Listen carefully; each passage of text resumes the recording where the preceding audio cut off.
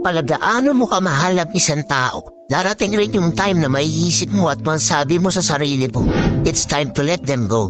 Hindi dahil sa hindi mo na mahal, kundi dahil sa pagod ka ng umasa. Pagod ka ng umasa sa isang taong hindi ka kayang pahalagahan. Hindi naman masama na bumitaw sa taong matagal ka ng binitawan. Lalo kung yung taong to ay nagpapahirap sa'yo kalooban. Irespeto mo rin yung sarili mo. At higit sa lahat, love yourself. Ang pagbitaw mo sa kanya ay hindi nangangahulugan na talo ka na or sawi ka na.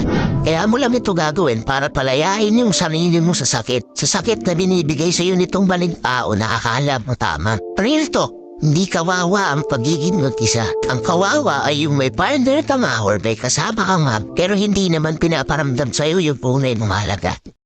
Tunay na kaibigan. Sila yung mga kaibigan na hindi mo pa inaalok kumukuha na ng pagkain. Magpapayak sa'yo sa kakatawa kahit sa mga walang puwetang joke. Road trip, love trip, food trip, bad trip. Kahit anong trip man yan, sasakyan nila.